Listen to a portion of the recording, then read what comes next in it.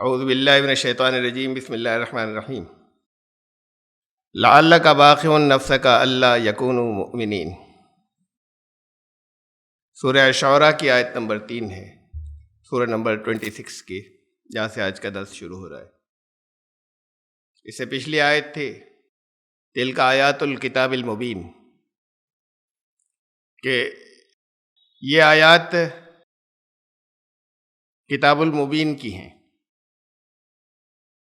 اس کی تشریح گزر چکی، کافی لمبی تشریح تھی کتاب المبین۔ اس کے بعد یہ آیت آ رہی ہے، فرمایا لعلک باخع نفسک الا یکونوا مؤمنین، شاید تم یہ لوگ ایمان نہیں لا رہے، اس غم میں اپنے آپ کو ہلاک کر ڈالو گے، گھل گھل کر ہلاک ہو جاؤ گے۔ اور ایک جگہ اس مضمون کی آیت اور آئی ہے سورہ کہف میں، فَلَعَلَّكَ بَاخِعٌ نَفْسَكَ عَلَىٰ آثَارِهِمْ إِن لَّمْ يُؤْمِنُوا بِهَٰذَا الْحَدِيثِ أَسَفًا۔ ترجمہ تقریباً یہی ہے جو پچھلی آیت کا تھا، کہ تم ان کے پیچھے اپنے آپ کو گلا گلا کے ہلاک کر دو گے اس غم میں کہ یہ ایمان نہیں لاتے۔ قرآن نے بہت وضاحت سے بار بار یہ بات کہی کہ تمہارا کام صرف پہنچا دینا ہے، لیکن پہنچانے کے لیے رسول بنایا، ان کی صفت یہ تھی کہ پہنچانے کا کام میکینیکل نہیں تھا، ایک مشینی نہیں تھا، بلکہ وہ بے پناہ ان کو غم ہوتا تھا، اور اتنا غم ہوتا تھا کہ اسے ڈسکرائب ایسے کیا اللہ نے کہ تم اپنے آپ کو بالکل گھلا ڈالو گے، ہلاک کر لو گے اس غم میں کہ یہ لوگ ایمان نہیں لاتے۔ داعی اعظم کی یہ صفت تھی، جو سب سے بڑے داعی تھے، دعوت دینے والے۔ یہ منع نہیں کیا جا رہا، تسلی کے الفاظ ہیں۔ یہ دعوت پہنچانے کے لیے چنا ہی ان کو گیا جن کے اندر یہ صفت تھی، اور یہ انسان کی نیچر ہے، یہ ہر انسان کی اصل فطرت ہے کہ کسی کو ہلاک ہوتا ہوا دیکھے تو ایک دم سے دوڑتا ہے کہ ہاتھ پکڑ کے کھینچ لے۔ کسی گھر میں آگ لگی ہوئی دیکھے تو ایسے گزرتا نہیں چلا جاتا، وہ یہ نہیں پوچھتا کس کا گھر ہے، جلدی سے بالٹی لے کر دوڑتا ہے۔ کوئی گاڑی سامنے سے آ رہی ہے، کوئی بچہ سڑک کراس کر رہا ہے تو جلدی سے ہاتھ پکڑ کے کھینچتا ہے، بے تعلق ہو کر کہ بھی مر جائے گا، میرا بچہ نہیں ہے، بے تعلق ہو کر نہیں گزرتا۔ یہ ہر انسان کی فطرت میں، فطرتیں مسخ ہو جاتی ہیں، بگڑ جاتی ہیں جب ان پہ غلاف چڑھ جاتے ہیں بہت سے طرح طرح کے روایات کے، اپنے ماحول کے، جس ماحول میں پلے ہیں ان لوگوں کے مزاجوں کے، تو فطرتیں بگڑ جاتی ہیں اور مسخ ہو جاتی ہیں۔ جب کسی کو اس بات کا یقین ہو کہ لازمی یہ تباہی کی طرف کوئی جا رہے ہیں، جہنم کی آگ میں جلنے کے لیے جا رہے ہیں، تو ان کو بچانے کی کوشش کی تڑپ نہیں ہو دل میں، جلد پکڑ پکڑ کر کھینچے نہیں، یہ انسانی فطرت کی بات نہیں ہے، فطرت کے خلاف ہے۔ وہ پھر بھی کروڑوں، 1 ارب سے زیادہ مسلمان ایسے ہی ہیں، میں باقی لوگوں کی بات نہیں کر رہا، وہ بھی انسان ہے، حالانکہ انہیں تو معلوم نہیں دوسرے کہ کون سا راستہ آگ کی طرف لے جا رہا ہے۔ جو اپنی زبان سے کہتے ہیں کہ ہمارا اس میں ایمان ہے، کہ نبی کو نہیں ماننے والا راستہ، قرآن کو نہیں ماننے والا راستہ، اللہ نے جو کچھ بتایا ہے اس کے خلاف جانے والا راستہ یقینی آگ کی طرف لے کر جا رہا ہے، تو جو کہتے ہیں ہمارا اس میں ایمان ہے، وہ ان کے دل کے اندر تڑپ کیوں نہیں ہوتی کہ دوسرے لوگ بچ جائیں؟ اور اصل بات تو یہ ہے کہ یہ فطرتیں مسخ اس لیے ہوتی ہیں اور تڑپ اس لیے نہیں ہوتی کہ خود اپنی زندگی کے بارے میں بھی بہت زیادہ فکر انہیں نہیں ہوتی کہ ہم جو کچھ کر رہے ہیں یہ راستہ کہاں لے کر جا رہا ہے، اور زبان سے کہتے ہیں کہ ایمان رکھتے ہیں. اپنے ہی بچانے کی فکر نہیں ہے تو دوسروں کو بچانے کی فکر کیا ہوگی؟ یہ زبانی ایمان ہے جس کے بارے میں قرآن نے کہا تھا وَلَمَّا يَدْخُلِ الْإِيمَانُ فِي قُلُوبِكُمْ، ایمان تو تمہارے دلوں میں ابھی داخل بھی نہیں ہوا ہے. جس چیز کو اپنے ہی لیے صرف زبان سے کہہ رہے ہیں، جس بات کا پورا یقین اپنے ہی لیے نہیں ہے کہ یہ ہلاکت کی طرف جانے والا راستہ ہے اور اس سے نہیں بچتے تو اس سے دوسروں کو کیسے بچائیں گے؟ اس لیے اس کی بھی تڑپ نہیں ہوتی. ایک جو دعوت کا کام کرنے والے ہیں ان کے لیے ایک مشینی عمل بن گیا، میکینیکل پروسیس، کہ ایک ہمیں جیسے اور بہت سے لوگ یہ کام کر رہے ہیں ہمیں یہ کرنا ہے. یہ پہلی بنیاد ہے دعوت کے کام کی اور لازم ہے ہر ایک کے لیے. پھر اس کی یہ پہلی بنیاد ہے، جو دو لازمی شرائط ہیں، جو ایسنشل دو کنڈیشنز ہیں، وہ نمبر ایک اخلاص کے خالص اللہ کے لیے ہو، اس کی رضا کے لیے ہو، اس میں کوئی کسی طرح کا انڈائریکٹ بھی اپنا ذاتی مفاد دل میں نہ ہو. اور دوسری چیز جو ہے وہ یہ کہ تڑپ ہو دل میں کہ یہ لوگ تباہی کی طرف جا رہے ہیں، بچتے کیوں نہیں. تو اس کیفیت کو ڈسکرائب کیا ہے ان کی کہ یہ کتاب مبین کی آیات ہیں لیکن تم اپنے آپ کو اتنا تو نہیں گھلاؤ. تو یہ اصل میں اس کیفیت کو یہ تسلی کے الفاظ ہیں. یہ تو ممکن ہی نہیں کہ وہ نہیں کرتے. اور پھر فرمایا کہ نَشَأْ نُنَزِّلْ عَلَيْهِمْ مِنَ السَّمَاءِ آیَةً فَظَلَّتْ أَعْنَاقُهُمْ لَهَا خَاضِعِينَ. ہم چاہتے تو آسمان سے ایسی آیت یا ایسی نشانی، ایسی چیز اتار دیتے کہ ان کی گردنیں جھک جاتی. یعنی ہم زبردستی کر سکتے تھے، ہم یہاں پر ان کو جھکنے پر مجبور کر سکتے تھے، اور جو نہیں مان رہے ان کے لیے پھر ایسی چیز نازل کر سکتے تھے کہ وہ مجبور ہو جائیں کہ اب مانیں گے. اور مجبور بھی صرف دلیل سے نہیں بلکہ ان کے سامنے کوئی راستہ ہی نہیں بچے، مجبور خوف سے، مجبور ڈر سے، جسے زبردستی کہتے ہیں. جہاں تک دلیل کا سوال ہے، نبیوں کو معجزے دیے گئے، قومیں ایمان نہیں لائیں معجزے دیکھ کر. جن کو نہیں ایمان لانا تھا وہ معجزوں کے بعد بھی ایمان نہیں لائے. یہ بحث آگے آئے گی، آگے آیات آ رہی ہیں جس میں انبیاء کے معجزوں کا میں تذکرہ رکھوں گا. لیکن تو یہاں اس آیت کا یہاں پر مطلب یہ ہے کہ ہم ایسی چیز نازل کر سکتے تھے کہ جو ان کو مجبور کر دے، دلیل کی بنیاد پر بھی نہیں، اس بنیاد پر بھی نہیں کہ بھئی یہ حیرت انگیز بات ہے، اللہ نے ان کو عطا کی ہے، کوئی اور نہیں دے سکتا تھا اس لیے یہ اللہ کے نبی ہیں، رسول ہے، یہ بھی نہیں. ان کی گردنیں جھکنے پر مجبور ہو جائیں. ہم ایسی چیز بھیج سکتے تھے اگر ہم چاہتے. تو ایک تو یہ ہے ہمارے یہاں ان واقعات کی ایک بھیڑ ہے، ایک ہجوم ہے، کتابیں کی کتابیں ہیں موٹی موٹی، اور بہت بڑے حصے میں ایک بڑی تعداد جو ہے وہ اس طرح کی چیزوں میں یقین رکھتی ہے کہ انبیاء تو چھوڑیے، نبیوں کو تو چھوڑیے، وہ اولیاء اور اللہ والے ایسے تھے کہ وہ لوگوں کو مجبور کر دیا کرتے تھے جھکنے کے اوپر.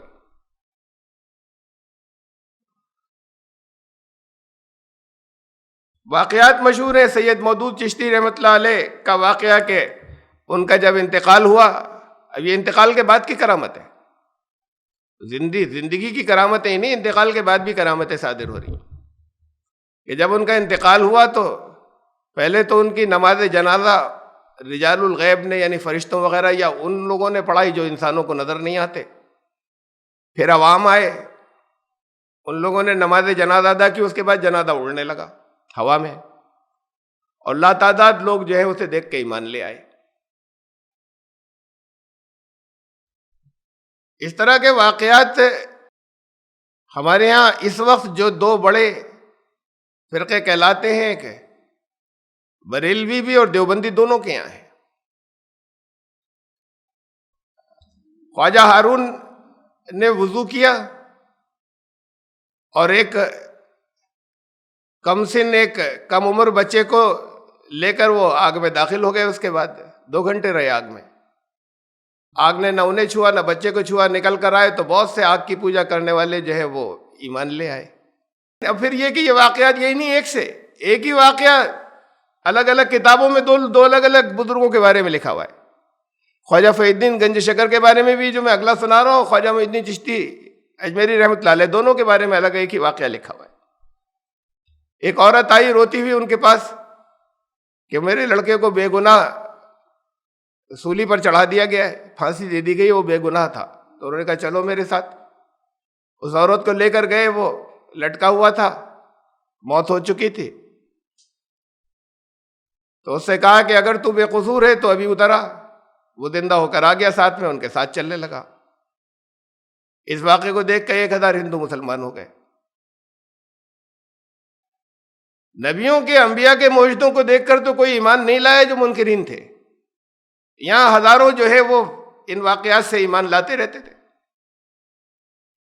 وہ جوگی تھا جے پال, خواجہ معین الدین چشتی اجمیری رحمۃ اللہ علیہ کے دور میں بڑے واقعات ہیں, بہت قصے ہیں کہ اس نے کس کس طرح سے ان پر حملے کیے اپنے, اور وہ کیسے ڈیفنس کرتے رہے اور اس کا توڑ کرتے رہے. پھر آخر میں اس نے یہ کیا کہ ہوا میں اڑا کہ اب اوپر سے کروں گا, آسمان اوپر سے حملہ کروں گا ان کے اوپر.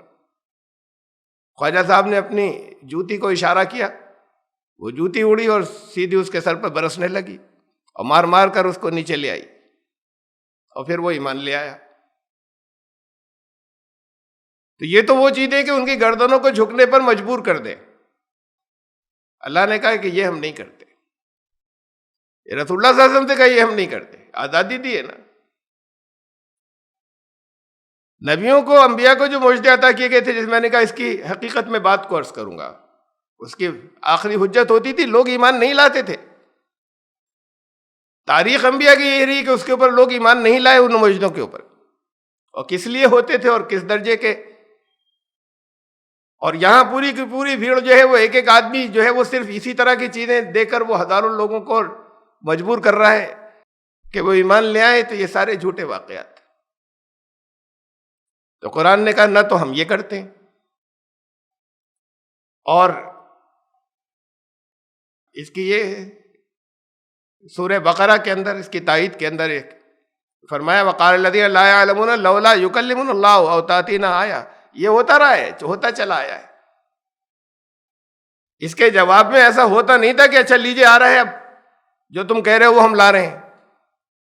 وہ لوگ جو علم نہیں رکھتے, وہ جنہیں فہم نہیں ہے اللہ کی مشیت کا, وہ یہ کہتے ہیں لولا یکلمنا اللہ او تأتینا آیہ, اللہ ہم سے ڈائریکٹ بات کرے, یہ وہی تمہارے اوپر ہی آتی ہے. تو کیا اللہ کی طاقت میں نہیں ہے, اللہ کی قدرت میں نہیں ہے کہ کرتا؟ حضرت موسیٰ علیہ السلام سے کلام کیا تھا, باقی سب سے بھی کر لیا ہوتا. یا کوئی ایسا معجزہ یا ایسا آ جائے کہ جو بس ہم مجبور ہو جائیں. کذالک قال الذین من قبلہم مثل قولہم.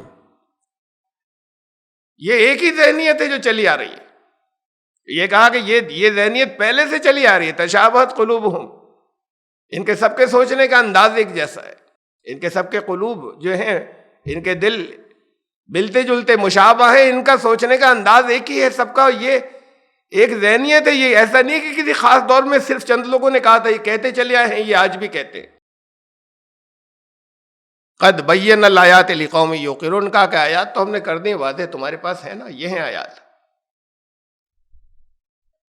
لیکن اور ایمان لانے کے لیے کافی ہیں, بشرطے کہ لوگ اس کو سمجھنا چاہیں اور ایمان لانا, اور سارے ثبوت موجود ہیں. یہی تھے جو آیت نمبر 2 کے اندر کہا تھا کہ تلک آیات الکتاب المبین, یہ وہ آیات ہیں, یہ وہ معجزے ہیں. ہر ایک اپنی جگہ معجزہ ہے جو روشن ہے, جو واضح ہے. مبین میں نے بتایا تھا بڑی تفصیل سے, پھر اس پر پورا درس گزرا تھا ایک لفظ کے اوپر. مبین وہ ہے جس کی دلیل خود وہیں پر موجود ہے کہ یہ اس کی حقانیت کی, اس کی سچائی کی, اور پھر جو دعوے کیے گئے ہیں, جو کہا گیا ہے, اس کی دلیلیں بھی وہاں موجود ہیں. تو ہم تو اپنی بینات، وہ کھلی ہوئی بین ہم نے بیان کر دی، ہم نے واضح کر دی، قد بین الآیات لقوم یوقنون، جو یقین کر سکے، انہیں یقین کرنا ہی نہیں یقین۔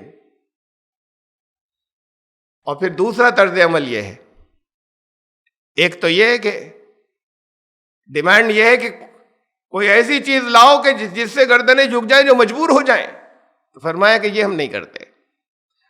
اور ایک دوسرا طرز عمل یہ، وما یاتیم من ذکر من الرحمن محدث الا کانوا عنہ معرضین۔ تو ان کا ایٹیچیوڈ یہ ہے کہ کوئی بھی رحمان کی طرف سے جب نئے کسی انداز میں تذکیر آتی ہے، یاد دہانی آتی ہے، ریمائنڈر آتا ہے، کسی نئے انداز میں آتا ہے، تو کہتے ہیں اسے نہیں مانیں گے، اس سے منہ موڑ لیتے ہیں۔ وہی چیزیں تھیں جو پچھلی کتابوں کے اندر آئیں، اس میں لوگوں نے گڑبڑ کر لی، کچھ تبدیلیاں ہو گئیں، کچھ وہی چیزیں تھیں جو بگڑ گئیں، جسے نئے انداز میں پیش کیا، زیادہ اچھے انداز میں پیش کیا، وہی ریمائنڈر دوبارہ آئے، تو انہوں نے کہا کہ نہیں، اسے نہیں مانیں گے۔ نئی دلیلوں کے ساتھ میں پیش کیا، بنیادی چیزیں وہی تھی، دلیلیں نہیں تھی، ترک اور آرگومنٹس نئے تھے۔ دیکھا کوئی نئی چیز آتی ہے تو اسے قبول نہیں کرتے۔ ایک دوسرا ایٹیچیوڈ یہ بھی ایٹیچیوڈ ہے، یہ نہیں کہا کہ یہ کسی کوئی خاص لوگ کیا کرتے تھے، یہ بھی پہلے ہمیشہ سے ہوتا چلا آیا ہے، یہ بھی آج تک ہو رہا ہے۔ وہ بھی آج تک ہو رہا ہے کہ کوئی زبردستی کوئی ایسی چیز آ جائے جسے یہاں پر یہ کرامت کہا جاتا ہے۔ مسجد میں گئے نماز پڑھنے کے لیے، یہ صابر صاحب جو کہلاتے نا رڑکی کے پاس میں، ان کو بھیجا گیا کہ ڈپیوٹ کیا گیا کہ تم وہاں اس علاقے میں پہنچو، تو انہوں نے جا کے کہا نماز میں پڑھاؤں گا۔ اب لوگ نہیں جانتے تھے بھائی، جانتے ہوتے کہ اچھے علم والے ہیں یا اللہ والے ہیں تو خود ہی پیش امام خود ہٹ جاتا کہ حضرت آپ تشریف لائیے۔ اب ایسے جا کے کوئی دعویٰ کر دے، کسی کو کیا معلوم؟ تو ان کا نماز مجھے پڑھانی ہے۔ تو وہ جو پیش امام تھے انہوں نے منع کیا کہ تم کون ہو بھائی، یہ جا کے زبردستی مصلی پر کھڑے ہو گئے صابر صاحب۔ ان کو لوگوں نے کھینچ کر مسجد سے باہر ڈال دیا۔ تو انہوں نے کہا کہ اے مسجد، میں سجدہ کر رہا ہوں، تو بھی سجدہ کرو۔ مسجد کی چھت گر پڑی، سارے لوگ مر گئے۔ یہ اللہ والے تھے، وہ تو یقیناً اللہ والے ہو گئے، لیکن اللہ والوں کی زندگی یہ ہوتی ہے۔ تو یہ ہیں چیزیں جو کہتے ہیں کہ ایسے لوگ ایمان لائیں گے، طریقہ یہ ہوگا۔ دیکھا یہ بھی ایک ایٹیچیوڈ ہے جو ہمیشہ رہا ہے۔ فرمایا ہمارا طرز عمل، ہمارا طریقہ یہ نہیں ہے، اور یہ بھی غلط ہے، یہ بھی ایک ایٹیچیوڈ ہے دوسرا، کہ جب نئے انداز میں نئی دلیلیں اور نئے ترک کے ساتھ میں اور نئے آرگومنٹس کے ساتھ میں کوئی ریمائنڈر آئے تو کہ اسے نہیں مانیں گے، وہ جو پہلے سے آ رہا ہے صرف اسے مانیں گے۔ بڑی اہم اس کے اوپر ایک میں بحث کہہ لوں چلی آ رہی ہے، مثلا قرآن کی تفسیر کے سلسلے میں۔ قرآن کے بارے میں تو کہا کہ پچھلی کتابوں سے اگر ریمائنڈر نئے انداز کے اندر آیا، تذکیر نئے انداز کے اندر آئی، نئی دلیلوں کے ساتھ میں گئے، اسے نہیں مانیں گے۔ اور پھر اسی قرآن کے اندر، اس کے اندر تو خزانے نکلتے چلے آ رہے ہیں قیامت تک، اب کوئی نیا خزانہ نکلا تو اسے نہیں مانیں گے، یہ پچھلے لوگوں نے کب کہا تھا؟ تو ایٹیچیوڈ وہی ہے۔ ہمارے علم والوں نے قرآن شریف کی تفسیروں کے دو نام رکھے ہیں، ایک تفسیر معصور اور دوسری ہے تفسیر بالرائے۔ تفسیر معصور اسے کہتے ہیں کہ جو پہلے لوگ کہہ گئے، جو پہلے سے چلی آ رہی ہے شروع سے، دور رسول اللہ صلی اللہ علیہ وسلم سے، دور صحابہ سے، اور پچھلے لوگ کہہ گئے، اس سے ہٹنا ذرا سا بھی جائز نہیں ہے۔ وہی تفسیر زیادہ معتبر ہے، جو کچھ انہوں نے کہا تھا زیادہ ریلائبل ہے، اس سے جو بھی ہٹا اس نے غلطی کی۔ وہ تفسیر معصور کہلاتی ہے۔ دوسرے قرآن کی تفسیر اسے تفسیر بالرائے نام رکھا ہے، کوئی رسول اللہ صلی اللہ علیہ وسلم کی زبان کے نام نہیں ہے، یہ رکھے گئے اپنی رائے سے کچھ کہا۔ اس کے بارے میں ابو داؤد کی ایک حدیث پیش کی جاتی ہے کہ رسول اللہ صلی اللہ علیہ وسلم نے فرمایا جس نے اپنی رائے سے قرآن میں کچھ بھی کہا چاہے وہ صحیح نکلے پھر اس نے گناہ کیا۔ اصل میں تو رائے سے کچھ نہیں کہنا تھا۔ میں چند مثالیں رکھ رہا ہوں آپ کے۔ پہلی بات کہ قرآن کی تفسیر جسے تفسیر معصور کہتے ہیں، اس کے جو اصول ہیں جو رکھے گئے وہ یہ کہ قرآن کی تفسیر قرآن سے ہو۔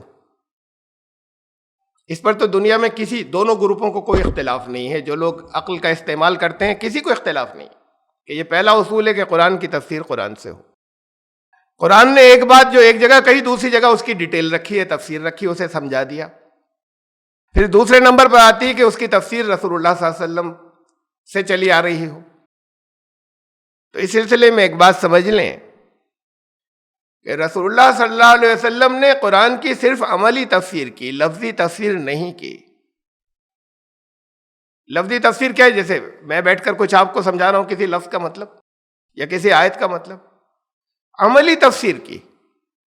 قرآن کے درس نہیں دیا کرتے تھے بیٹھ کر، اور نہ ہمیں ایسی کہیں حدیثوں میں ملتی کہ رسول اللہ صلی اللہ علیہ وسلم کے پاس صحابہ جاتے تھے کہ ہمیں اس آیت کا مطلب سمجھا دیجیے۔ ایک حدیث نہیں ہے کہ کوئی صحابی کبھی گئے ہوں، حالانکہ بہت سا حصہ ایسا تھا جو ان کے سمجھ میں ٹھیک سے نہیں آتا تھا، لیکن حضور صلی اللہ علیہ وسلم کے پاس جانے کی ایک بھی حدیث موجود نہیں کہ جا کر پوچھا ہو کہ اس آیت کا کیا مطلب ہے، یہ بتا دیجیے۔ لفظی تفسیر نہیں کی، عملی تفسیر کی۔ نماز پڑھ کر دکھا دی ایسے پڑھو، یہ عملی تفسیر ہے۔ جو احکامات ہیں، جن چیزوں پر عمل کرنا تھا، جن پر عمل کرنا لازم تھا، انہیں کر کے دکھا دیا، وہ قرآن کی تفسیر تھی۔ تو یہ عملی تفسیر، اس میں سے جو جتنی ہمیں ایسے مل رہی ہے کہ اس میں زیادہ شدید اختلافات نہیں ہیں، بنیادی کوئی اختلافات نہیں ہیں، یا تواتر سے یعنی تسلسل سے یا کنٹینویشن کے ساتھ میں مل رہی ہے ہمیں، تو وہ عملی تفسیر ہے قرآن کی، اس سے نہیں ہٹ سکتے۔ مثلاً اگر فرض نمازوں کی رکعات کی تعداد، میں نے کئی مرتبہ یہ بات یہاں کہی ہے کہ کسی ایک بھی صحیح حدیث کے اندر نہیں آئی کہ فجر کی 2 رکعتیں ہیں، ظہر کی 4 ہیں، عصر کی 4 ہیں، مغرب کی 3 اور عشاء کی 4۔ ایک بھی صحیح حدیث میں نہیں آئی، کہیں نہیں۔ بعض حدیثوں سے وہ بھی 5 وقت کی ممکن نہیں ہے، بعض حدیثوں سے وہ استخراج کرتے ہیں، ڈیڈیوس کرتے ہیں کہ دیکھیے فلاں موقع پہ یہ ہوا تو 2 رکعت نماز پڑھی تھی، تو یہ بھی تو عمل سے آ رہی ہے۔ فرمایا نہیں تھا کہ تمہیں 2 رکعت پڑھنی تھی فجر کی۔ اتنی اہم بات جو مسلمانوں کے لیے، ایمان لانے والوں کے لیے سب سے زیادہ ضروری ہے، اسے تو بیٹھ کر بتاتے نا ایک ہی وقت میں، اور بتانا کوئی لمبی چوڑی بات تھی، گھنٹوں کی کوئی بات تھی، ایک جملے کی بات تھی۔ کر رہے ہیں لوگوں نے، دیکھ لیا، سمجھ لیا، ویسے کرتے چلے آ رہے ہیں آج تک، اور کوئی اختلاف نہیں ہے۔ شیعہ بھی اتنی ہی پڑھتے ہیں فرض نمازوں کی، سنی بھی اتنی ہی پڑھتے ہیں، سنیوں کے سارے گروہ ایسے ہی پڑھتے ہیں، شیعوں کے سارے گروہ اتنی ہی پڑھتے ہیں۔ اختلاف آگے سنتوں نوافل میں ہے، فرض رکعتوں میں کوئی اختلاف نہیں۔ وہ گروہ بھی جن کو سب نے مل کر، باقی سب نے متفقہ طور پر دین سے خارج کر دیا، قادیانی، وہ بھی نماز پڑھتے ہیں، وہ بھی ایسے پڑھتے ہیں، اتنی رکعتیں ہوتی ہیں ان کی، کوئی فرق ہی نہیں ہوا آج تک۔ چاہے وہ چیز حدیث سے نہیں ملی، ہمیں تسلسل اور کنٹینویشن سے ملی، لگاتار یہ عمل چلا رہا ہے جس میں جو کبھی بریک نہیں ہوا۔ اب اسے اگر کوئی کہے یہ عملی تفسیر ہو گئی، اقیم الصلاۃ کی صلاۃ قائم کرو، اس کے ایک حصے کی عملی تفسیر اس کی ہو گئی۔ اب اگر کوئی یہ کہے کہ نہیں یہ صلاۃ تو وہ صلاۃ ہی نہیں، یہ نماز وہ نماز ہی نہیں ہے قرآن میں جس کا ذکر ہے، اس لیے کہ قرآن میں تو یہ پروسیجر دیا ہوا نہیں ہے کسی جگہ پر کہ کب رکوع کریں ہو، کب سجدے کریں ہو، پہلے کیا کریں ہو، کتنے سجدے کریں ہو، کہ یہ قرآن میں کہیں نہیں ہے پروسیجر، اور ہم قرآن سے ہٹ کر مانیں گے نہیں۔ تو جنہوں نے یہ ایٹیچیوڈ، جن کا یہ طریقہ ہے، انہوں نے اس کا انکار کیا جو تواتر سے لگاتار رسول اللہ صلی اللہ علیہ وسلم کی سنت چلی آ رہی تھی، اس کی وہ تشریح جو ہے پہلے نمبر پر لی جائے گی۔ تو یہ تو رسول اللہ صلی اللہ علیہ وسلم، یا پھر ان حدیثوں سے، ان حدیث سے جو بالکل صحیح ثابت ہیں، جن میں کوئی اختلاف نہیں ہوا، تو پھر اس سے لی جائے گی۔ یہ ہوئی عملی تفسیر۔ لفظی تفسیر نہیں کی رسول اللہ صلی اللہ علیہ وسلم نے، یہ اعمال کی کر کے دکھا دیا. قرآن کی بیٹھ کر تفسیر کیوں نہیں کی؟ کتنی بڑی بات ہے. جن پر قرآن نازل ہوا صحابہ قرآن، اس کے بعد سے چل رہی تفسیر صحابہ سے کہ کس آیت کے کیا معنی ہیں. رسول اللہ صلی اللہ علیہ وسلم نے کیوں نہیں کی؟ قرآن ان پر نازل ہوا تھا اور سب سے زیادہ ایکوریٹ اور بہتر تفسیر وہی کر سکتے تھے. اس لیے نہیں کی کہ قرآن بند جاتا. قرآن کو بندنا نہیں تھا، قید نہیں ہونا تھا. اس کے عجائبات تو قیامت تک کھلیں گے. اب جس آیت کا جو مطلب وہ بیان فرما دیتے، اس کے بعد اس کے اوپر غور کرنے کی اجازت ہی ختم ہو جاتی. ایک آیت میں سے سینکڑوں پہلو نکل رہے ہیں جو قیامت تک نکلتے چلے جائیں گے. وہ سب منع ہو جاتے کہ رسول اللہ صلی اللہ علیہ وسلم نے یہ بتایا تھا. اب ہلنے کی اجازت نہیں، اب غور کرنے کی اجازت نہیں.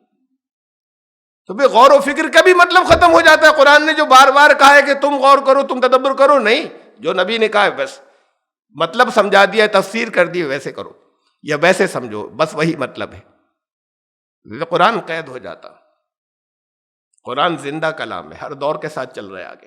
ہر دور کی حقیقتیں جو ہمیں ملتی چلی جا رہی ہیں وہ سب تفسیر اس سے ہوتی چلی جا رہی ہے. اللہ کی کائنات میں جو آیت ہے اس سے ہوتی چلی جا رہی ہے. اس لیے رسول اللہ صلی اللہ علیہ وسلم نے نہیں کی. اگر آج کے دور کی حقیقتیں بنا دیتے ان لوگوں کے لیے، دیوبریوں کی، جنوں بھوتوں کی دیومالائیں ہو جاتی. اور اگر اس دور کی زبان کے اندر کچھ تفسیر کرتے تو آج والوں کے لیے وہ بالکل پرانی ایسی چیزیں ہوتی، آبسلیٹ کے ہنستے اس کے اوپر. تو رسول اللہ صلی اللہ علیہ وسلم نے نہیں کی. قرآن نے کہا غور و فکر کرو، تدبر کرو. اب ہم عملی تفسیر کی، اس کے بعد صحابہ پر ہم آتے ہیں. جب نبی اکرم صلی اللہ علیہ وسلم نے اپنے اعمال کے علاوہ تفسیر کی ہی نہیں، تو جس صحابی نے بھی تفسیر کی اپنی رائے سے کی. رائے کا کیا مطلب ہے؟ رائے کا مطلب اگر بالکل وائلڈ ہے، ہوا کے اندر کے پائے، چاہے جس وقت چاہے جیسی ذہنی روب ہے کہ ویسا کہہ دیا. ظاہر بات ہے کہ قرآن نظر پر ہے، قرآن کے دوسرے مقامات پہ نظر پر ہیں، اس سے کوئی چیز خلاف نہیں جا رہی ہو، اس کے یہ تمام چیزیں، یہ ساری احتیاطیں ان کی نظر پر ہیں. اس روشنی میں انہوں نے جو کچھ، جس صحابی نے جو کچھ کہا وہ رائے ہو گئی. اس لیے کہ رسول اللہ صلی اللہ علیہ وسلم نے نہیں کی تھی. جب نہیں کی تھی تو صحابہ سے شروع ہوئی، اور جب صحابہ سے شروع ہوئی تو پھر لوگوں کی رائے ہو گئی. وہ تو قرآن کی نبی اکرم صلی اللہ علیہ وسلم سے جو عملی تفسیر مل رہی ہے، اس کے علاوہ جتنی تفسیریں ہیں پھر وہ سب تفسیر بل رائے. وہ اپنے عقل سے کیا، اپنے سمجھ سے کیا، غور و فکر کر کے ایک مطلب بتایا انہوں نے. یہ بات صحابہ کی ہے. ایک تفسیر چھپی ہوئی ہے، اس کا اردو ترجمہ بھی چھپ گیا میرے پاس ہے، تفسیر ابن عباس. معلوم ہوا جعلی ہے. کبھی کسی نے ان کے نام سے لکھ دی تھی عربی کے اندر، اور وہ اردو میں بھی اس کے ترجمہ چھپا ہوا ہے. بہرحال بعض حدیث کی کتابوں میں روایات بعض آیات کے سلسلے میں ملتی ہیں، پورے قرآن کی تو نہیں. حضرت عبداللہ بن ابن عباس سے کافی ملتی ہیں قرآن شریف کی کچھ آیات کے سلسلے میں. میں چند مثالیں رکھ رہا ہوں آپ کو. آیت ہے التائبون، آدھی پڑھ رہا ہوں پوری نہیں. التائبون العابدون الحامدون السائحون الراکعون الساجدون الامر.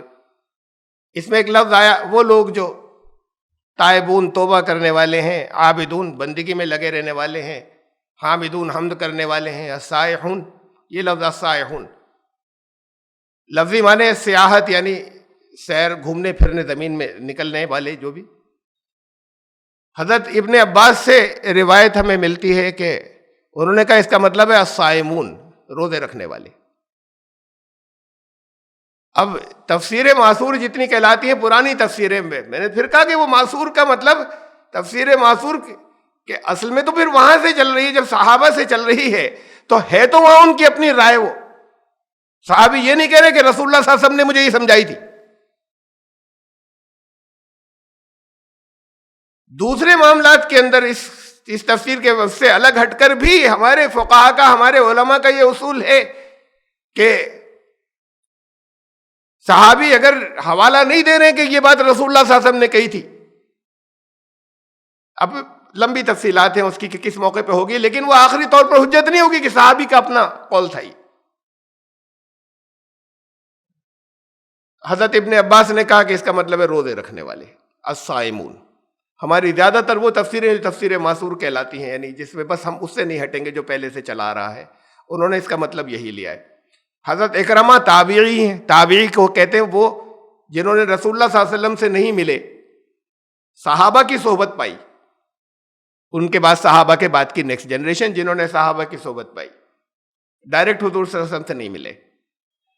حضرت مشہور تابعی حضرت اکرمہ، انہوں نے کہا اس کا مطلب ہے وہ طالب علم یا وہ اسٹوڈنٹس جو دین کے لیے محنت کرتے ہیں، گھومتے پھرتے ہیں، ملک و جاتے ہیں علم حاصل کرنے کے لیے، یہ اس کے الفاظ سے زیادہ قریب ہے مفہوم سے، اس کے روزوں والی بات سے، جو عربی زبان کے اندر جو لفظ ہے جس کے جو معنی ہیں، انہوں نے کہا کسی نے اس کا انکار نہیں کیا۔ اب یہ انہوں نے اپنی سمجھ سے پھر ایک نئی بات کہہ دی، اپنی رائے سے حضرت اکرمہ نے۔ اور اصل بات میں تو صرف اتنی عرض کر رہا ہوں کہ کسی نے اس کا انکار نہیں کیا کہ یہ انہوں نے کیسے کہہ دیا اس کے خلاف جو صحابی نے کہا تھا، اس سے مختلف بات کیسے کہہ دی۔ آج کے لیے یہ اصول ہو گیا کہ اور کوئی غور و فکر نہیں کرے گا، اور کرے گا تو رائے ہو جائے گی، بلکہ حضرت اکرمہ کا جو غور و فکر تھا وہ اس سے اس لفظ کی تشریح کے اندر وہ اس سے بہتر ہے جو حضرت ابن عباس سے ہمیں مل رہا ہے۔ پتہ نہیں حضرت ابن عباس نے کہا بھی تھا یا نہیں کہا تھا، مجھے نہیں معلوم، ملتا ہے ہمیں کہ حضرت ابن عباس نے نہیں کہا اس کی تشریح میں، لیکن اگر انہوں نے کہا تھا تو اکرمہ نے جو کہا یہ اس سے بہتر ہے، اور اسے بھی ریجیکٹ نہیں کیا گیا۔ اب یہ بھی تفسیر معصور میں شامل ہو گیا کہ چلا آ رہا ہے، کم لوگوں نے اختیار کیا، اور اکیلا قول ہے، منفرد ہے اپنی رائے میں حضرت اکرمہ۔ اور بہت سی مثالیں تفسیر معصور کی۔ حضرت عمر رضی اللہ تعالیٰ عنہ جو ہیں وہ انہوں نے ایک آیت کے سلسلے میں بات ہو رہی تھی تو ایک تمثیل آتی ہے، ایک مثال قرآن شریف میں سورہ بقرہ کے اندر کہ تم نے اس شخص کے بارے میں غور کیا کہ جس کے کھجور کے اور انگور کے باغ ہوں، اس کے نیچے نہر بہتی ہو، باغوں کے ساتھ ساتھ، اور اس کے بچے ہوں، ابھی کم عمر کے بچے ہوں، اور پھر بڑھاپے کو پہنچ گیا، وہ شخص بڑھاپے تک پہنچ چکا ہو، اور پھر اچانک ایک دن ایک آگ کی آندھی آئے، آگ کا بگول آئے، اور وہ سب کو اڑا کر صاف کر دے، پورے باغ کو۔ ایک تمثیل، ایک مثال قرآن میں آئی۔ حضرت ابن عباس نے کہا کہ حضرت عمر کے سامنے کہ امیر المومنین ایک بات میری سمجھ میں آ رہی ہے اس آیت کے سلسلے میں۔ فرمایا کہو، بے جھجک کہو۔ تو انہوں نے کہا میری سمجھ میں یہ آ رہا ہے کہ اس کا مطلب یہ ہے کہ کوئی شخص تمام زندگی تو نیک عمل کرتا رہے اور اس نے خوب کمائی کی اس سے، اور پھر بالکل آخر میں اپنی موت کے جب کگار کے اوپر پہنچ جائے تو اس وقت کوئی ایسا ایک برا عمل کر دے جو اس کی ساری نیکیوں کو چاٹ جائے۔ تو اس آیت کا یہ مطلب آ رہا ہے سمجھ میں۔ اب یہ اپنی رائے سے ایک بات ہو گئی نہیں ہو گئی، بہت اچھا ہے، دل کو لگتی ہوئی بات ہے، اس کے مطابق ہے، قرآن کے دین کے مزاج کے مطابق ہے، الفاظ سے یہ بات نکالی جا سکتی ہے، تمثیل سے، سب چیزیں ہیں، سب شرائط اپنی جگہ موجود ہیں اور بالکل درست ہے اس لیے، لیکن رائے سے اپنی ہوئی نہیں ہوئی۔ تو تفسیریں تو جتنی چلیں سب تفسیر بھی رائے ہے شروع سے لے کے اب تک، اس میں بعض ہمیں وہ بھی ملتی ہیں، یہ تو صحابہ کی بات ہوئی، آگے تابعین کی ہے، اور پھر اس سے اور آگے چلتی ہیں باتیں کہ اب نہیں، اس سے نہیں ہٹے، اس سے ہر اسٹیج پہ کسی کی رائے آتی چلی جا رہی ہے، تابعین کی، اور پھر اس کے بعد تبا تابعین، یعنی جو اور ان کے بعد کی جنریشن ہے، اور پھر بعد کے لوگ، ہر اسٹیج کے اوپر کچھ غور و فکر سے نئی باتیں آئیں۔ وہ غور و فکر سے جب نئی باتیں آئیں تو وہ دیکھنا یہ ہے کہ قرآن شریف کے کسی دینی اصولوں سے تو نہیں ٹکراتی، قرآن کے کسی اور مقام سے تو نہیں ٹکراتی، کسی صحیح حدیث سے تو نہیں ٹکراتی، اللہ نے کائنات کے اندر جو آیات پھیلا رکھی ہیں ان سے کے خلاف تو نہیں جاتی، کوئی تعلیمات جو دے رہی ہیں اس کے اندر کوئی فحش، کوئی بے حیائی، کوئی برائی کی بات تو نہیں ہے۔ ان چیزوں کو سب کو دیکھا جائے گا، اور ایسے ایسے معنی ہے کہ یا لوگوں نے غور کیا ہے کہ جہاں بعض جگہ ہم سمجھتے ہیں کہ بھئی یہ کیسے نکالا، یہ تو بالکل مختلف سی ایک بات ہو گئی۔ قرآن نے کہا سورہ کہف کی آیت ہے، قُلْ لَوْ كَانَ الْبَحْرُ مِدَادًا لِكَلِمَاتِ رَبِّي لَنَفِدَ الْبَحْرُ قَبْلَ أَن تَنْفَدَ كَلِمَاتُ رَبِّي وَلَوْ جِئْنَا بِمِثْلِهِ مَدَدًا۔ اگر یہ سارے سمندر روشنائی بن جائیں تب بھی تمہاری اور ان سے تم لکھنا شروع کرو تو تمہارے رب کے کلمات ختم نہیں ہوں گے، اور چاہے پھر اور اتنے سمندر اور لے آؤ روشنائی بنا کر، تمہارے رب کے کلمات ختم نہیں ہوں گے۔ کلمات کیا ہیں تمہارے رب کے؟ تمہارے رب کے کلمات تمہارے پاس تو قرآن میں آ گئے، اس سے الگ آئیں گے کہیں؟ کلمہ بات تو وہ تو قرآن شریف میں آ گئے ہمارے پاس۔ اب یہ اتنے ہیں کہ سمندر ختم ہو جائے گا روشنائی اگر بن جائے لکھتے لکھتے، اور لے آؤ سمندر وہ بھی ختم ہو جائے گا، یہ ختم نہیں ہوں گے۔ یہ تو گنے ہوئے کتنے، یہ ان کے معنی کے سمندر ہیں۔ کلمات وہ ہیں جو ان الفاظ کے اندر خزانے ہیں۔ کہا حدیث ہے، رسول اللہ صلی اللہ علیہ وسلم نے کہا قیامت تک ختم نہیں ہوں گے اس کے عجائبات۔ ایک اور حضرت ابن عباسی کی مجھے آئی ذہن میں ایک آیت ہے، سورہ انبیاء کی آیت ہے، ان السماوات والارض کانتا رتقا ففتقناہما۔ آسمان، سارے آسمان سماوات کا ہے، سارے آسمان اور زمین یہ ایک ماس تھے، جڑے ہوئے تھے، کانتا رتقا ففتقناہما، پھر ہم نے انہیں جدا کر دیا، ایکسپینڈ کر دیا۔ اب اس کی تفسیر تو کافی اچھی خاصی ایکسیپٹڈ آج کے دور میں، تقریباً یونینیمسلی ایکسیپٹڈ ہے آج کے اہل علم میں۔ جو کچھ ہمیں معلوم ہوا اس کی روشنی کے اندر کہ یہ ایک سب ملا کر ایک ماس تھے، گیشیس ماس تھا، پھر اس کے اندر ایک ایکسپلوژن ہوا، وہاں سے کائناتیں جو ہے وہ بہت سی کہکشائیں، گلیکسیز وہاں سے پھوٹی، یہ سب جڑے ہوئے تھے پھر الگ الگ ہوئے، سارے آسمان اور زمین ایک ماس تھے۔ یہ تفسیر ایک کی جاتی ہے، یہ آج کے دور میں یہ تو پہلے نہیں کی جا سکتی تھی، یہ کہکشاؤں کو اس کے اندر سے نکلنے کی۔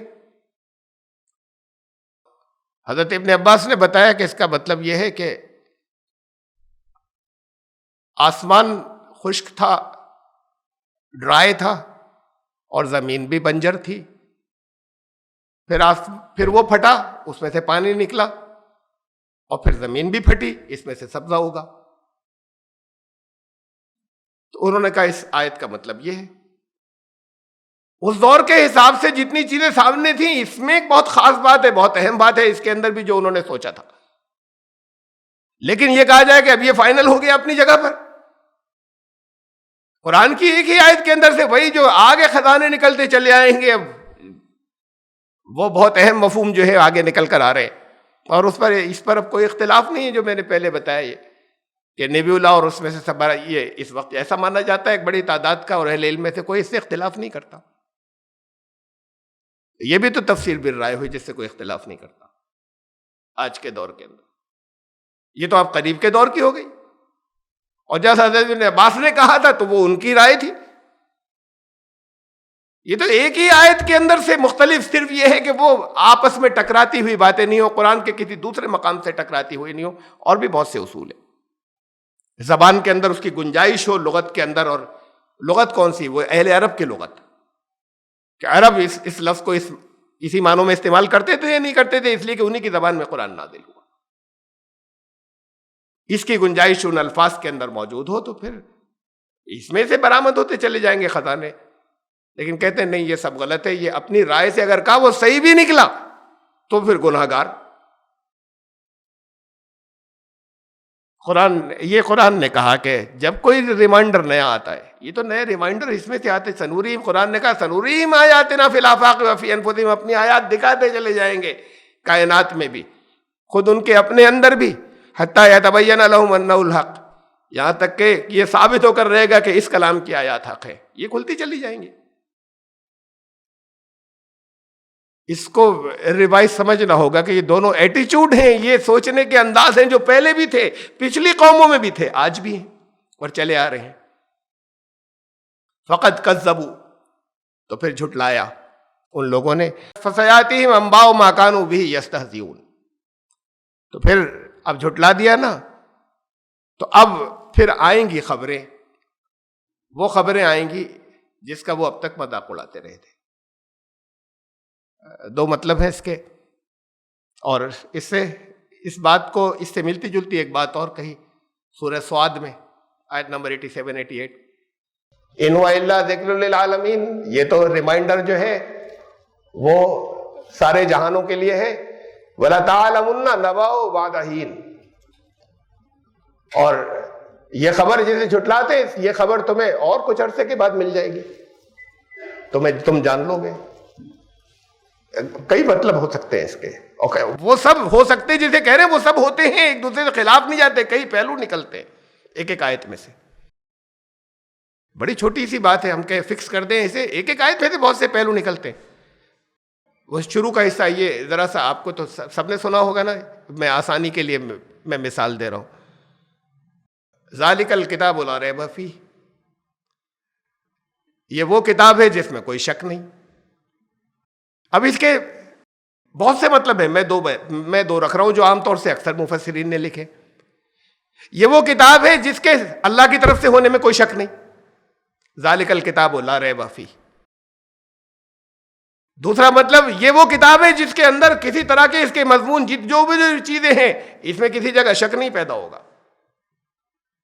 اب یہ دو الگ باتیں ہو گئیں، یہ دونوں ایک دوسرے سے کوئی ٹکراتی بھی نہیں، دونوں انہی الفاظ میں سے نکل رہی ہیں، تو دونوں معنی ہیں اپنی جگہ۔ اب اسے کوئی بیان کر دے رسول اللہ صلی اللہ علیہ وسلم خاص سے اس کا بس یہ مطلب ہے تو پھر باقی سارے ختم، اور بھی بہت سے معنی جو اس کے اندر موجود ہیں۔ پھر کسی اگر صحابی نے کچھ بتا دیا تو کہ اب یہ تفسیر معصور ہو گئی، اس سے کوئی نہیں ہٹے گا۔ ایک ایک آیت میں سے بہت سے پہلو نکلتے ہیں۔ وَلَتَعْلَمُنَّ نَبَأَهُ بَعْدَ حِينٍ، تمہیں معلوم ہو جائے گی اس کی خبر کچھ عرصے بعد جانو گے۔ قرآن نے جو کچھ بتایا اس کی خبریں بعد کو آتی چلی جائیں گی اسے ثابت کرنے کی۔ قرآن نے جو انجام بتایا نہیں ماننے والوں کا، وہ تم کچھ عرصے کے بعد سن لو گے کہ دیکھو یہ انجام تمہارے سامنے آ گیا۔ یہ سب مطلب ہے اس کے، یہ الگ الگ مذاق اڑاتے ہیں تو جلدی ہی ان کو پہنچ جائے گی خبر اس مذاق اڑانے کا انجام کیا ہوا۔ قوموں کی عمریں زیادہ ہوتی ہیں ان افراد سے، انڈیویجولز سے، وہ ان کی عمریں زیادہ ہوتی ہیں، ہمیں دیکھ کر لگتا نہیں ایک نسل گزر گئی دوسری نکل گئی، یہ تو بہت اونچائی کے اوپر ہے، وہ جا رہے ہیں تباہی کی طرف، تباہ ہوں گے پھر دوسری آ جائیں گی، اپنی تباہی کا سامان کر رہے ہیں۔ ہم اپنی عمروں سے دیکھتے ہیں قوموں کی عمروں کو، اعمال کا نتیجہ جو ہے وہ ایکومولیٹ ہوتا رہتا ہے، مرتب ہوتا رہتا ہے، پھر اللہ کی طرف سے ایک وقت ہوتا ہے کہ جب وہ فائنل ہو جاتا ہے تو اب رزلٹ آتا ہے، وہ رزلٹ سامنے آ جاتا ہے۔ یہی تھی دنیا میں ہوتا ہے، اور اس دنیا کے اعمال کا رزلٹ مرتب ہو کے آخرت میں آتا ہے سارے اعمال کا۔ یہاں پر اس دنیا کے اندر الگ الگ کاموں کے اعمال نتیجے اکٹھے ہوتے رہتے ہیں، ان کے بھی رزلٹ یہاں آتے رہتے ہیں، لیکن ڈھیل دی جاتی ہے، چھوٹ دی جاتی ہے۔ فرمایا قرآن شریف میں کہ اگر ہم فوراً پکڑ لیا کرتے، کسی غلطی پہ فوراً سزا دینے لگتے تو کوئی بچتا ہی نہیں زمین پر۔ ما ترک علیہا من دابہ، زمین پر کوئی نہیں بچتا اگر ہم ہر ہاتھ کے ہاتھ سزا دینا شروع کر دیتے تو کوئی ہوتا ہی نہیں یہاں پر۔ تو اس لیے ان کو چھوٹ دی جاتی کہ پہلے شاید اب پلٹ جائیں، شاید اب پلٹ جائیں، شاید اب پلٹ جائیں، اور پھر ایک اللہ کی طرف سے حد آتی ہے، آگے جب وہ حد آ جاتی ہے، جب وہ اجل آ جاتی ہے، پھر گنجائش نہیں ہوتی کہ اب واپس پھر ہم مہلت دے دیں، ہو چکی مہلت پوری، اس سے پہلے سنبھلنا ہوتا ہے۔ تو اب انہوں نے جھٹلا دیا ہے تو اب یہ دیکھ لیں گے، جس چیز کو جھٹلاتے تھے وہ ان کے سامنے آئے گی، اس کا انجام آئے گا سامنے۔ اولم یرو الی الارض کم انبتنا فیہا من کل زوج کریم، دیکھتے نہیں زمین کی طرف، ہم نے اس میں سے کیسی اچھی اچھی چیزیں اگائیں، اور لفظ زوج یہاں پر لا کر اور جوڑوں میں اگائیں، ہر چیز جوڑوں کے اندر۔ اب یہ پہلے تو نہیں اندازہ تھا، لیکن اب پھر بات کو معلوم ہوا کہ کوئی چیز بچی نہیں جو جس کے پیر نہیں ہوتے، جس کا اپوزٹ نہیں ہوتا۔ اب ایک چھوٹا سا ایٹم ہے، اس کے اندر الیکٹران اپوزٹ ہوتے ہیں، الیکٹران اور پروٹونز ہوتے ہیں، ہر چیز کے اپوزٹ ہوتے ہیں۔ حد یہ کہ جب کسی چیز کو یہاں پر ہم ڈسکور یونیورس میں کر لیتے ہیں، کر لیا، کہتے ہیں اس کا اپوزٹ بھی ہوگا کہیں، ایک پروسیس ڈسکور کیا، ایک عمل، کہتے ہیں اس کا ایک اپوزٹ بھی ہوگا، زوج بھی ہوگا ایک۔ قرآن نے کہا من کل شیء خلقنا زوجین، ہر شے کے ہم نے زوج بنا دیے تھے، ہر شے کو جوڑوں میں پیدا کیا۔ تو اس کو اس حد تک مانتے ہیں کہ بلیک ہول ڈسکور کر لیا ہم نے. ایک پروسیس ہے یونیورس کے اندر، اسے بلیک ہول کہتے ہیں، جہاں امینس کوانٹٹی آف انرجی، جہاں بے پناہ قوت جو ہے وہ جانے کے بعد ختم ہو رہی ہے، ایبزارب ہو رہی ہے، جسٹ ڈس اپیئرنگ، بالکل جیسے وینشنگ، غائب ہو رہی ہے. وہ نہ تو کسی اور طرح کی قوت میں تبدیل ہو رہی ہے اور نہ مادے میں تبدیل ہو رہی ہے. انہیں بلیک ہولز کہتے ہیں. بلیک ہولز تو ڈسکور بہت سے ہوئے کائنات میں جگہ جگہ. اب یہ کہتے ہیں کہ ایک وائٹ ہول بھی ہے، نام رکھا ہے خالی وائٹ ہول، جیسے بلیک ہول نام انہی کا رکھا ہوا ہے، تو اس کے اپوزٹ ایک نام رکھ لیا وائٹ ہول. کہا وائٹ ہول بھی ہیں، ملا نہیں آج تک ایک بھی. یقینی کہتے ہیں، یہ اندازہ نہیں ہے، اس لیے کہ یہ تو مل چکے نا. اس کا الٹا بھی ہے کہیں پر، اس کا زوج ہونا ضروری ہے. پھر کہیں نہ کہیں سے بے پناہ انرجی جو ہے وہ پیدا، کریٹ بھی ہو رہی ہے، پیدا بھی ہو رہی ہے. یہاں غائب ہو رہی تو کہیں پر آ بھی رہی ہے کسی جگہ، اس کا زوج ہونا ضروری ہے. تو قرآن نے 1400 سال پہلے یہ کہا تھا کہ اچھا اس زمین کو ہی دیکھ لو، اس میں سے یہ سب جوڑوں میں نکلتے ہیں نا، زوج پیئرس، اور کتنی اچھی اچھی چیزیں یہاں سے اگائیں. اب یہ ایک آیت قرآن یہ کہتا ہے، میں یہاں اس کی تفصیل نہیں رکھ رہا، آپ میں سے ہر ایک اس کی تفصیل میں جا سکتا ہے. قرآن نے کہا ان فی ذالک لآیہ، یہ اس کے اندر ہے ایک چمتکار، یہ ہے معجزہ، یہ ہے آیت. آیت کا ہی مطلب معجزہ ہے. اس کے اندر خالی اتنی سی بات کے اندر آیت ہے، اتنی سی بات کے اندر معجزہ ہے. کون سے معجزے مانگتے ہو؟ اگر سوچو گے، غور کرو گے تو گردنیں تو اس پر جھکیں گی کہ کس نے رکھا یہ نظام، کس نے بنایا یہ اتنی چھوٹی چھوٹی سی بات کے اندر. وما کان اکثرهم مؤمنین، لیکن اکثریت، میجورٹی جو ہے وہ نہیں مانتی، ماننے والی نہیں. نبیوں پہ جو معجزے آئے تھے انہی کو کب مانا تھا؟ ان سب کے بھی تو منکر ہی ہوئے تھے، انکار کیا تھا. لیکن اکثر لوگ ان میں سے ماننے والے نہیں ہیں، ایمان لانے والے نہیں ہیں. وَإِنَّ رَبَّكَ لَهُوَ الْعَزِيزُ الرَّحِيمُ، اور بے شک تمہارا رب عزیز بھی ہے، قوت والا، طاقت والا بھی ہے، امپلیمنٹ کر سکتا ہے جس چیز کو چاہے، اور رحیم بھی ہے. رحیم کہتے ہیں لگاتار اس کی رحمت، وہ رحمت کہ جس کی وجہ سے اچھے اعمال کا آگے جا کے رزلٹ ملتا ہے. تو وہ رحیم بھی ہے کہ تم کرتے چلے جاؤ قانون کے اوپر عمل، یہ اس کی رحمت ہی ہے کہ تمہیں اس کا وہ پھر عمل ضائع نہیں ہوگا، اس کا رزلٹ ملے گا. وَإِذْ نَادَىٰ رَبُّكَ مُوسَىٰ أَنِ ائْتِ الْقَوْمَ الظَّالِمِينَ. اب ایک مثال دی پھر جھٹلانے والوں کی. حضرت موسیٰ اور فرعون کا واقعہ بہت سی صورتوں کے اندر آیا، بلکہ حضرت موسیٰ کا نام سب سے زیادہ آیا قرآن شریف میں، نبیوں میں، انبیاء میں سب سے زیادہ. محمد صلی اللہ علیہ وسلم کا نام سے تو ذکر 4 جگہ آیا. رسول نبی کے ساتھ بہت ہے، نام لے کر 4 جگہ. حضرت موسیٰ کا سب سے زیادہ ہے. اب حضرت موسیٰ اور فرعون کا واقعہ کئی جگہ ہے. واقعے کی تفصیلات بہت سی جگہوں پر الگ الگ ہے. قرآن نے جس جگہ جو تفصیل رکھی ہے وہ اس جگہ اس مضمون سے ریلیٹڈ ہے. کوئی قصہ بیان کرنا مقصد نہیں ہے. مقصد یہ ہے کہ یہ اس تاریخ پر نظر ڈال لو جھٹلانے والوں کے. یہاں پہ یہی تذکرہ چل رہا تھا نا، جھٹلایا نہیں جھٹلائیں گے. اچھا معلوم ہو جائیں گی خبریں انہیں، آگے انجام معلوم ہو جائے گا. اچھا پہلے دیکھ لو، فرعون نے جھٹلایا تھا.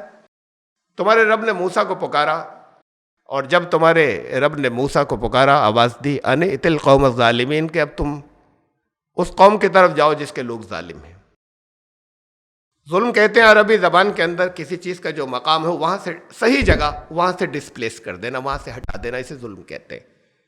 ہمارے یہاں اردو میں تو مارنے پیٹنے کو، نوچ کھسوٹ کو ظلم کہتے ہیں، وہ بھی ظلم ہے، لیکن وہ بڑا لمیٹڈ ایک میننگ ہو گئی. کوئی بھی چیز جس کا جو صحیح مقام ہے وہاں سے اگر اس کو اونچا کر دیا تو بھی ظلم ہو گیا، اس سے گرا دیا تو بھی ظلم ہو گیا، ڈسپلیس کر دی تو بھی ظلم ہو گیا. ظلم اسے کہتے ہیں. ان الشرک لظلم عظیم، شرک سب سے بڑا ظلم ہے کہ جو اللہ کا جو مقام تھا جو دوسری چیزوں کو بھی دے دیا، ان کو ان کے مقام سے ہٹا کے خدائی تک پہنچا دیا، شرک ہو گیا، سب سے بڑا ظلم ہے.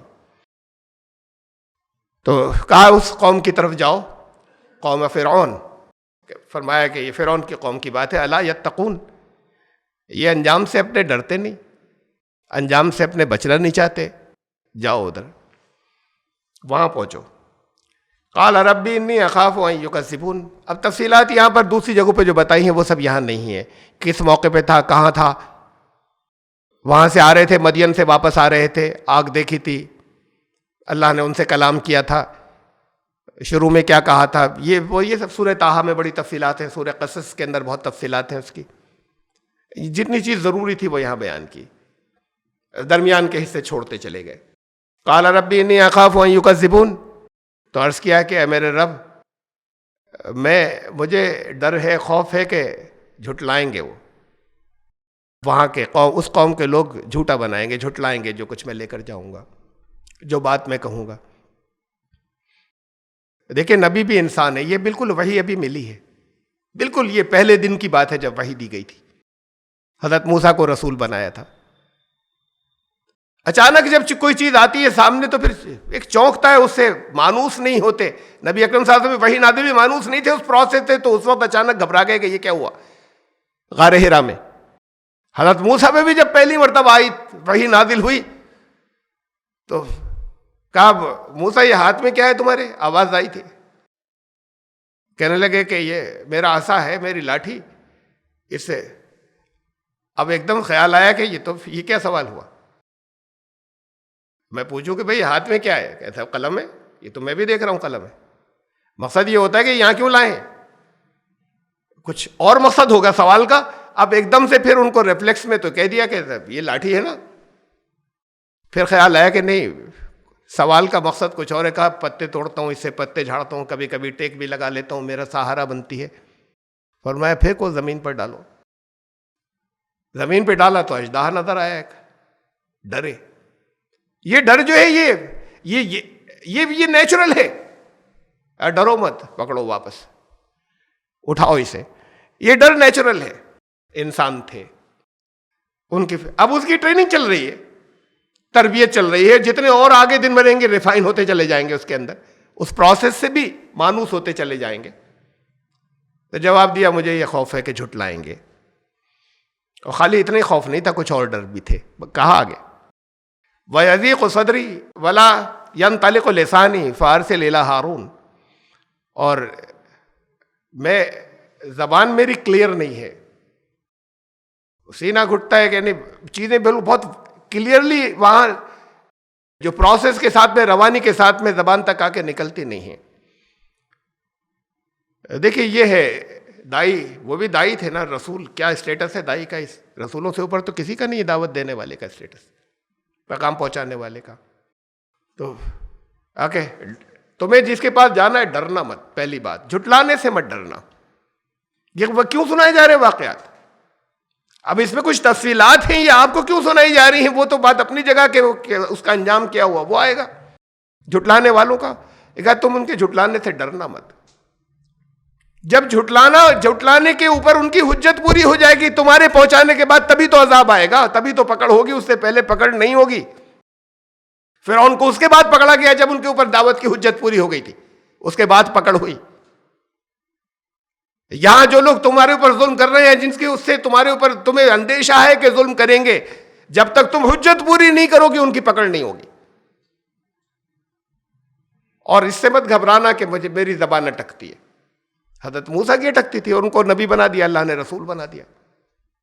کہ تو یہ ضروری نہیں ہے کہ فراٹے کے ساتھ میں بولنے والا ہو، بڑا چرب زبان ہو، بڑا ماہر ہو، بڑی باتیں بڑی ایسی نکلتی ہوں کہ ایسا کہ موتیوں کی لڑی گئی، ضروری نہیں۔ جن کی زبان ذرا روانی کے ساتھ میں نہیں بول پاتے تھے، الفاظ بہت زیادہ وضاحت کے ساتھ میں، ان کو رسول بنایا، کہا جاؤ پھر ان کے پاس بات کرنے کے لیے۔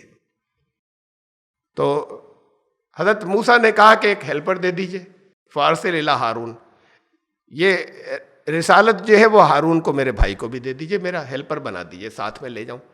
ہاں اس کی اجازت ہے، دے دی اجازت کہ لے جاؤ، ہم انہیں بھی نبوت دے دیتے۔ تو یہ اپنی جگہ پر ٹھیک ہے، لیکن پھر اوپر کا بڑا اسٹیٹس ہی نہیں کا، ایک سپورٹ یا ہیلپ کے لیے ایک کو ساتھ میں کر دیا۔ لیکن اس سے کوئی فرق نہیں پڑتا کہ اب یہ بڑا اچھا فراٹے سے بولنے والے، تو ان کی بات کا اثر ہوگا۔ بات کا اثر تو اس کی ہوگا جس کے آ چکا نا پہلے اسی صورت کے اندر، جس کے دل میں درد ہوگا، جو دل سے کہہ رہا ہوگا، جس کے دل میں تڑپ ہوگی، اس کی بات کا اثر ہوگا۔ زبان کے ٹوٹنے سے کوئی فرق نہیں پڑتا۔ وَلَهُمْ عَلَيَّ ذَنبٌ فَأَخَافُ أَن يَقْتُلُونِ، اور ایک قصور بھی ہو گیا تھا ان کا، ہے میرے اوپر۔ ذنب کے معنی اکثر گناہ کے لکھے ہوتے ہیں، لیکن اس کے اصل معنی ہے، لفظ ذنب کے معنی ہے کوئی بھی ایسا کام جس کا بات کو انجام اچھا نہ ہو، رزلٹ اچھا نہ آئے. کہا کہ ایک قصور بھی مجھ سے ہو گیا تھا، اور خالی اسی بات سے نہیں ڈر رہا وہ جھٹلائیں گے، مجھے یہ بھی ڈر ہے، کہہ دیا صاف صاف کہ مجھے تو قتل کر دیں گے. ان کے اپنے ہاتھ سے قتل ہو گیا تھا نبوت سے پہلے، کرنا نہیں چاہا تھا، ایک مظلوم کو بچا رہے تھے، وہ آدمی مر گیا، ایک ہی گھونسا مارا تھا، ایسے پڑ گیا غلط جگہ ہے جیسے کہ اس کی موت ہو گئی. وہاں سے چلے گئے، بھاگ گئے، مدین میں رہے، 8 سال رہے. اب واپسی ہو رہی تھی، نبوت ملی. اس وقت کے واقعات ہیں. کہا کہ مجھ سے قتل بھی ہو گیا تھا، میرے اوپر ایک چارج بھی ہے وہاں، تو اب وہ اس کی سزا میں مجھے جان سے مار دیں گے، ایک یہ بھی ڈر ہے. قال کلا، کا نہیں، ہرگز نہیں، اب یہ نہیں ہوگا. فَاذْهَبَا بِآيَاتِنَا، تم دونوں جاؤ موسیٰ اور ہارون، ہماری آیات کے ساتھ جاؤ، ہماری نشانیوں کے ساتھ جاؤ. اِنَّا مَعَكُمْ مُسْتَمِعُونَ، ہم ہیں ساتھ میں سن رہے ہیں. کیا جواب دیتا ہے؟ یہ سن رہے ہیں. دوسری جگہ ہے کہ اسمع و ارا، میں سن بھی رہا ہوں، دیکھ بھی رہا ہوں کیا ہو رہا ہے. سپورٹ ہے، ساتھ میں ہوں. تو یہ اللہ ساتھ میں ہوگا، اس یقین کے ساتھ جائیں گا، کچھ نہیں ہوگا. ان کا قانون دھرا رہ جائے گا، قانون پر عمل نہیں کر سکیں گے. اب یہ تفصیل آگے لمبی چلی ہے اس صورت کے اندر بھی، اور بہت سی باتیں، بہت سی چیزیں ہیں. اس لیے کہ یہ مثالیں دی اسی لیے جاتی ہیں کہ قصے نہیں ہیں، یہ تمہارے آج کے دور کی اپلیکیشنز ہیں، اور ہر دور کی اپلیکیشنز تھیں اپلائی کرنے کے لیے. پھر ہم آیت نمبر 15 تک پہنچے سورہ الشعراء کی. یہ تو ابھی آگے کافی چل رہا ہے، بہت دور تک گیا. انشاءاللہ زندگی رہی تو آیت نمبر 16 سے پھر آئندہ مرتبہ، آئندہ جمعہ کو شروع کریں. سبحان ربک.